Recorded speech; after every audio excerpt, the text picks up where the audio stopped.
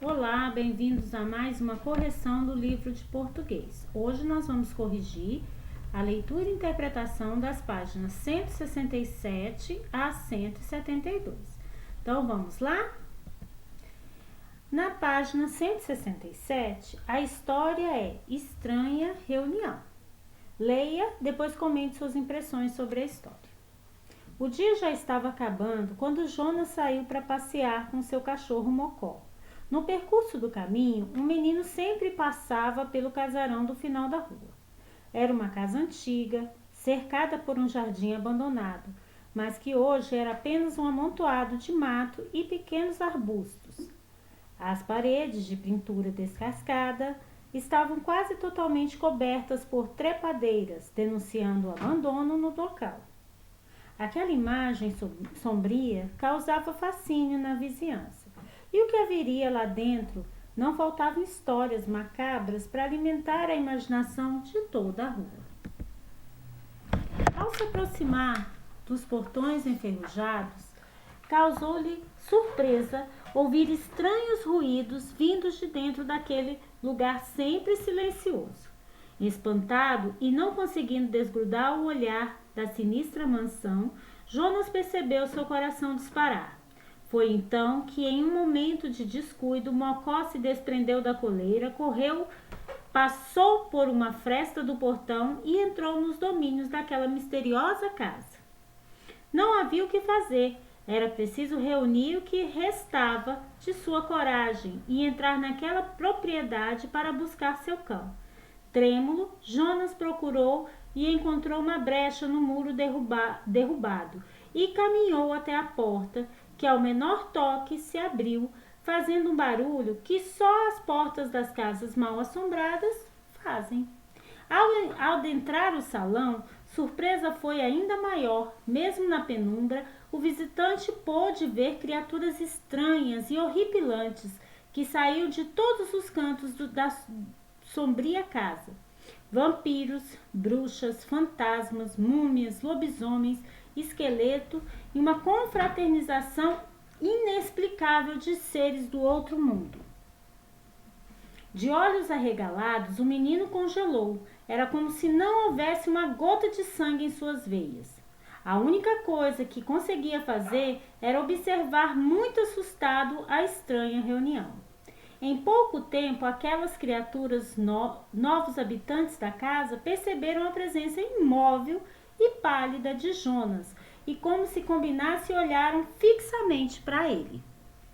Nesse momento, o menino, que já despendia da vida, viu aproximar dele um zumbi, carregando uma bandeja com algumas taças, contendo um líquido vermelho que mais parecia sangue. Com uma voz estranha, a criatura lhe perguntou: "Está servido?"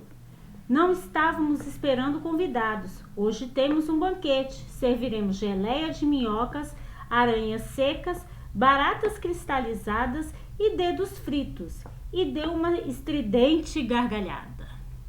Ao perceber que o menino estava prestes a desmaiar, o zumbi se apressou em se apresentar, retirando a máscara. Em seguida, as luzes se acenderam completamente e, uma a uma, as criaturas foram se revelando. Passando um enorme susto, a família se apresentou.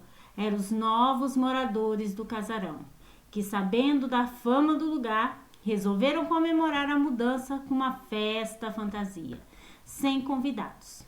Em pouco tempo, em conversa alegre, explicaram que estavam animados para começar no dia seguinte a restauração do imóvel. Jonas até aceitou o convite para ajudar na reforma. Ainda ficou mais um tempinho na estranha reunião, que agora já não era mais tão estranha, enquanto Mocó brincava alegremente com o Tatu, o cachorro da família. Novas amizades começam aquela tarde no casarão. E muitas histórias surgirão dessas amizades. Edson Gabriel Garcia, Estranha Reunião. Página 170. Responda. Na sua opinião, por que o cachorro de Jonas entrou na casa? Por que ele saiu correndo e entrou na casa? Então, é uma resposta pessoal. Mas eu acredito que ele entrou na casa porque ele deve ter sentido o cheiro da comida que vinha de dentro, né? A gente sabe que cachorros sentem muito cheiro.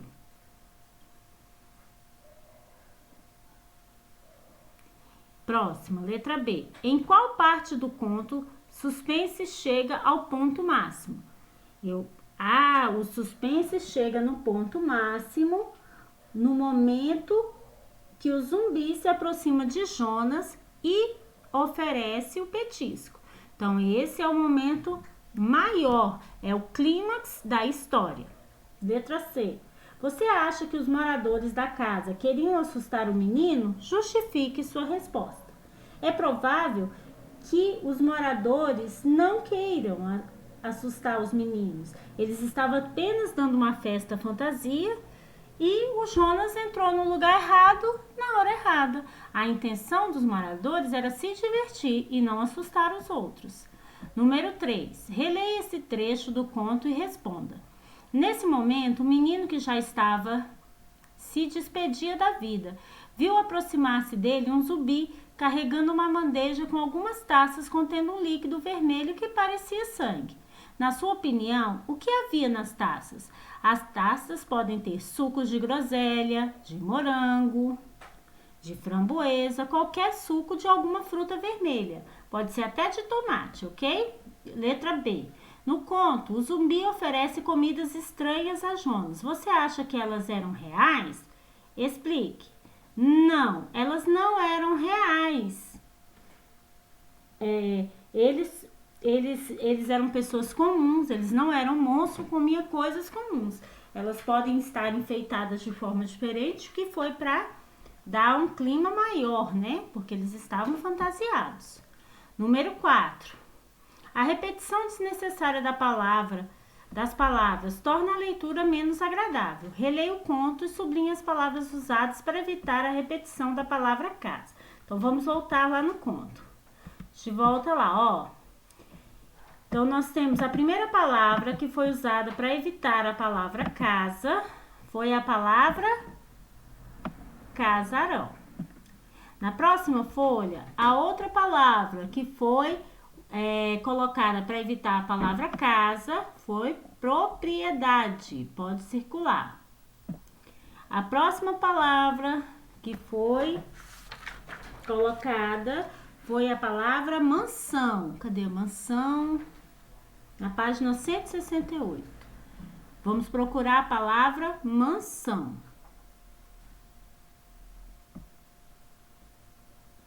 Aqui, ó, mansão.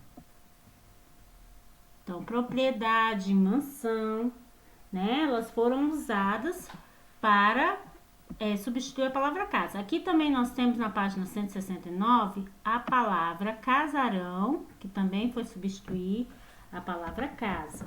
E o imóvel, que também é uma palavra sinônima de palavra casa, ok? Então, essas palavras, elas foram colocadas para substituir a palavra casa, casa, casa, para o texto ficar melhor ao ler. Continuando. 5. Algumas expressões foram destacadas no conto. Qual é a função delas? Então, as expressões elas foram destacadas, ó, em pouco tempo, em seguida. Vamos voltar lá. Então, nós temos aqui, ó, em seguida, em pouco tempo, nesse momento. Então, para que essas expressões elas foram marcadas lá no texto, né? Para a passagem do tempo, né? Em pouco tempo, neste momento. Então, marca a passagem do tempo. Então, coloca assim. As expressões marcadas servem para marcar a passagem do tempo. Página 171, número 1. Responda. Onde geralmente são encontrados os contos de suspenses? São encontrados em livros, revistas e sites da internet. Discuta essas questões com os colegas e o professor. Ele vai registrar na lousa as conclusões da turma, depois escreva. Então, a gente encontra esse tipo de texto em livros, revistas e na internet também, né? Letra A. No final do conto Prova de Fogo, o leitor é surpreendido ao saber que só entraria na turma quem tivesse medo. No conto Estranha Reunião, também acontece uma surpresa. Qual? A surpresa é saber que as criaturas eram, na verdade, pessoas normais, tá? Fantasiadas. Então, elas já estavam fantasiadas. Letra B. Em contos de suspense, qual a importância dessa quebra na expectativa do leitor? É fundamental que percebam que essa quebra de expectativa da surpresa deixe que o conto interesse para o leitor. Então, assim, qual a importância? Despertar o interesse do leitor. Letra B, despertar o interesse do leitor. Número 3. Releia esta descrição da casa do conto Estranha Reunião. Era uma casa antiga, cercada por um jardim abandonado, mas que hoje era apenas um amontoado de mato e pequenos arbustos. As paredes de pintura descascadas estavam quase totalmente cobertas por trepadeiras, denunciando o abandono do local. Aquela imagem sombria causava fascínio na vizinhança. O que haveria lá dentro? Não faltavam histórias macabras para alimentar a imaginação de toda a rua. Responda. Nesse trecho aparece uma pergunta. Qual? Sublime. Então, a pergunta que aparece é: o que haveria lá dentro? Por que eu sei que essa frase é uma pergunta? Porque termina com ponto de interrogação. Letra B. A quem é feita essa pergunta? A gente que lê, ao leitor. Próximo. C. O trecho que você leu é rico em detalhes. Em um conto de suspense, qual a importância de descrever os detalhes do ambiente? A importância é que leva o leitor a sentir como ele estivesse lá no lugar, né? Ele mostra como é a casa em detalhes. Aí a pessoa, ao ler, ela imagina estar lá naquele lugar. Por isso que é importante estar escrevendo em detalhe, porque leva você a se envolver com a história, né? Se envolver no clima da história. Página 172.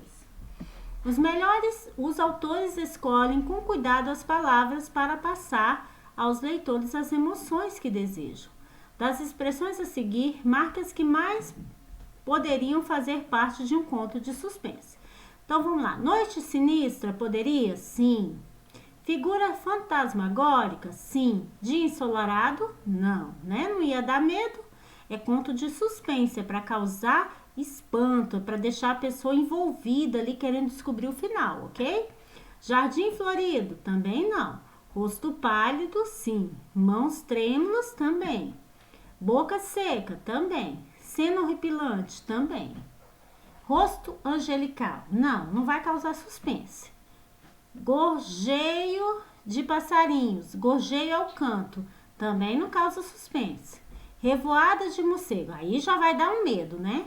Coração disparado, também vai dar um medo. Então, essas palavras, elas são usadas para causar suspense, para fazer com que as pessoas fiquem ansiosas para o término, tá? Da história, querendo conhecer cada pedacinho da história, fica envolvida.